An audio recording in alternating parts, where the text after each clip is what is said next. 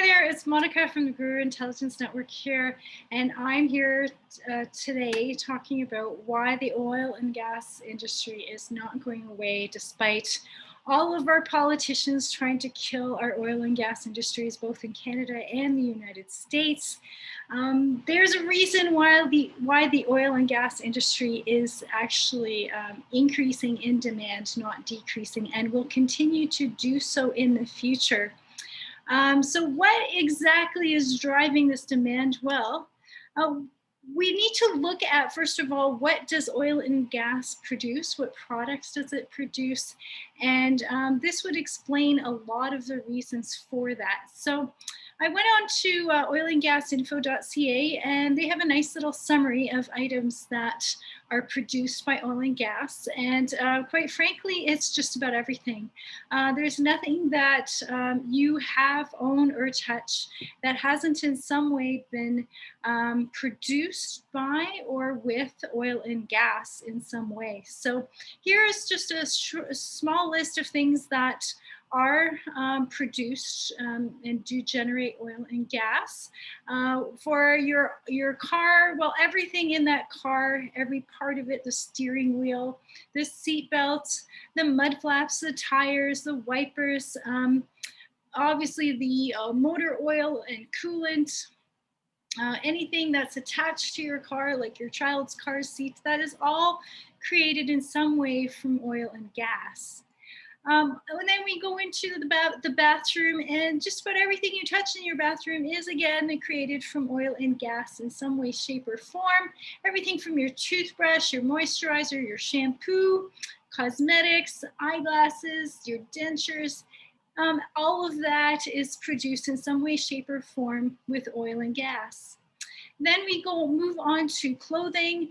Now, every single fabric that you see out there, majority of it nowadays is produced by some kind of synthetic fiber. Synthetic means in and of itself that it is made from oil and gas. There's very few fibers out there that are 100% cotton or wool or silk anymore. Just about every type of fabric out there is made from a synthetic like nylon or polyester.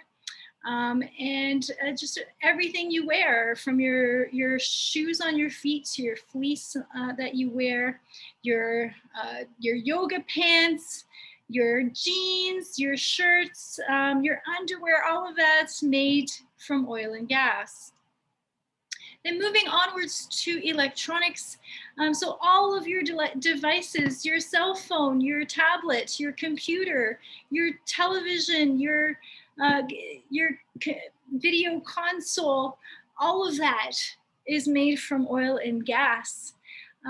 Then we move on to just the traditional fuels. We've got natural gas, gasoline, butane, motor oil, propane. All of that is generated from heavy oil, generally from industries such as the oil sands in Canada. The heavier the type of oil that you pull out of the ground, the more products you can actually make out of it. And that is why the Canada's oil industry, the oil sands in the north is so valuable because of all the products it can produce. And that is also why countries such as Saudi Arabia and Venezuela are jealous, because they don't have the right type of oil to produce all the items we just mentioned. Now, household goods, I mean, everything that you have in your house is in some way made or produced with oil and gas.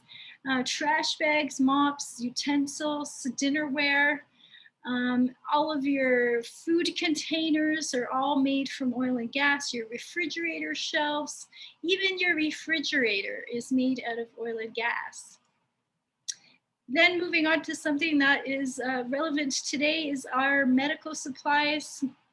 We are in a pandemic now, and all of the PPE that is being used by the medical industry is produced in some way, shape, or form by oil and gas. Our medicine, such as aspirin, for example, is also produced in some way, shape, or form by oil and gas. all of these bottles. Other things that are not listed here that are heavily produced by oil and gas are things like solar panels, windmills, uh, electricity, concrete, asphalt. Um, our homes are heated by oil and gas. Our manufacturing is run by oil and gas. Our farms cannot function without oil and gas. Even pesticides and chemicals that we use every day to produce items and also around our homes are all produced by oil and gas. And this is why, folks, this is why oil and gas is not going away. This is why we need to support this industry, particularly in North America, because uh, other countries like Saudi Arabia and Venezuela, they would love it if North American oil died because they know that the demand is increasing and they want that money. Now, if we were smart in North America, we would wake up and see that oil and gas is not going away.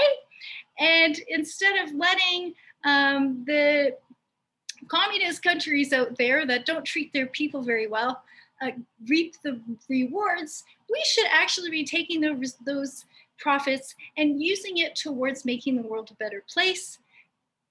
I would challenge you, if you're a climate activist, I would challenge you to think of how much more of a difference we could make in this world if we can take our profits from our own oil and gas industries and convert them into innovation and technology to reduce climate change, such as carbon capture and simply just making things more efficient and more technologically savvy.